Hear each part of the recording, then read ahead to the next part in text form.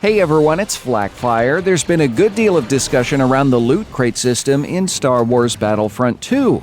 Many players are concerned the loot drops are just pay-to-win in disguise. But are they? For this video, I'll look at the game's unlock system in depth and examine a number of factors that influence gameplay. First, let's actually define pay-to-win. In my opinion, and yours may differ, pay-to-win games offer players the ability to buy weapons, abilities, and other augmentations that provide a significant advantage over other players. The worst of these games make such boosts only available through in-game purchases. Much of the concern over the crates in Battlefront II comes from their design in the game's beta, which was a little too pay-to-win for my tastes. Many players voiced their opinions loudly, and developers responded, making several positive changes to the structure of the crate system in the final release of the game. So, how does it stack up now? If you're unfamiliar with the progression system in-game, star cards are the big-ticket item. These cards augment or replace existing abilities. Think of them basically as perks. Everyone starts with one open slot for a star card. As you progress and obtain more star cards for that particular class, your star card level increases. This means you unlock more slots and thus can augment more abilities.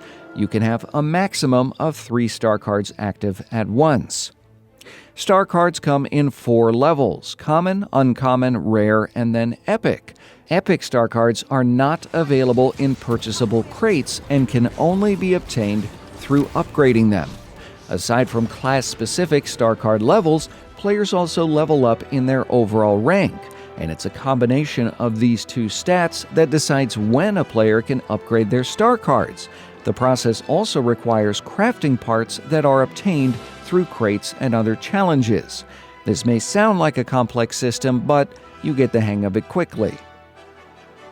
In Star Wars Battlefront II, crates contain several items: hero star cards, starfighter star cards, vehicle star cards, victory poses, emotes, and weapons. You can purchase crates with credits earned in-game or purchase them with Battlefront II's premium currency called crystals. So I went and spent about $35 just to see how big of an advantage that got me. It turned out that netted me a couple dozen crates. I spent most of my crystals on the more expensive trooper crates since they're focused on the game's main classes where you'll be spending most of your time. I unlocked several uncommon star cards and a few rare star cards. I did not get any weapons in the crates, so I can't really speak to those. Here's what I found out about the star cards, however. The actual bonuses afforded by star cards are interesting, but the differences between the various tiers aren't really that noticeable. Perhaps your abilities reset at a slightly faster rate, or your grenade's radius is slightly larger. They're not really game-breaking differences. It's also important to mention that simply playing Battlefront II will eventually unlock the same abilities. It just takes a little more time, and that's no different than a system used in another popular game, Rainbow Six Siege, for their operators. As a matter of fact, I found myself using some common star cards over rarer cards simply because I like the abilities or attributes more. Anyone can craft common star cards from spare parts, which you receive every day for free, just for logging in to Battlefront II. Where purchasing crates with actual money does become beneficial is actually unlocking more slots for star cards. The more crates you open, the more your card level increases, and thus the more slots you have available. Admittedly, this does give you an early advantage, but on the plus side, it's not really going to last long. Regular players of Battlefront II will quickly catch up, especially if they're tactical about it and go after the game's challenges in the forms of medals and missions. These actually reward you with credits and crystals as well as crates. The progression system also prevents players from upgrading star cards until they reach certain requirements in star card level and overall rank. So while I satisfied the star card level requirement, I still have many hours ahead of me before I rank up enough to actually upgrade a star card to epic.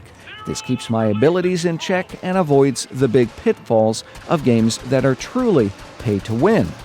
In Battlefront 2, the best players and those who are dedicated will rise to the top and stay there, regardless of how much money somebody puts into the game. Skill and tactics will always decide the outcome of a battle. Even before I went and purchased crates, I was faring pretty well in Battlefront 2, including against some people who had already unlocked quite a few star cards. I also didn't feel any of the uncommon or rare abilities individually made my character into some kind of unassailable super soldier, though having space for 3 star cards did let me play the way I wanted to. The easiest way I could explain it is perhaps getting early access to some of the perks in Call of Duty or the specializations in Battlefield 1. The key thing here, everyone can unlock them eventually, but it is nice to have them when you want them. For some players, spending money on that is worthwhile, and it's no different than some of the shortcut kits we've seen in previous EA games. I also think it's important to recognize Battlefront 2 isn't a serious competitive game. It's definitely more on the casual side. When used effectively, standard hero classes are way more powerful than even the most decked-out grunt, and they're available every game to anyone who does well and scores enough points. Interestingly, the item I wanted most from the crates doesn't actually impact gameplay at all.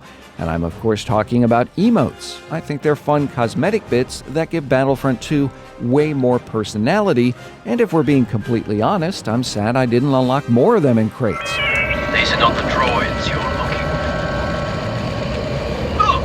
The droids we're looking for! If there was an emote-only crate, I'd probably spend money on that.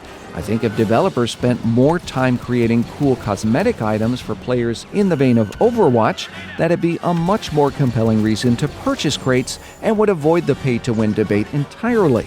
The Star Wars universe is so rich with potential for cosmetic items, and it feels like developers are really missing out on a golden opportunity with that. Still, it's important to consider that every post-launch hero, map, ship, and weapon will be free to everyone who owns Star Wars Battlefront II, and personally, I'd much rather have a minimally invasive loot crate system over a premium pass that breaks up the community any day of the week. So, if I were to rate the loot crate system in Star Wars Battlefront II on a scale of the Emperor being the most evil to Qui Gon Jinn being the most badass, I'd probably rank it as, we'll say, Guy Fieri. That's like the shamalama ding-dong. We want so desperately to hate him, but in the end we have to admit he's really not that bad, and we do kinda like him. So, welcome to Flavortown. Now all of this is just my opinion, and I'm curious to hear what you have to say, so please tell me what your thoughts are on the loot crate system down in the comments below, and tell me what you would change. I'd love to hear that as well. If you enjoyed this video, leave a like, share on social media like Facebook and Twitter, and make sure to subscribe. Turn on notifications for the latest news on your favorite games. As always, thanks for watching. Now what comes rolling down the driveway for dinner but this, the super duper weenie wagon?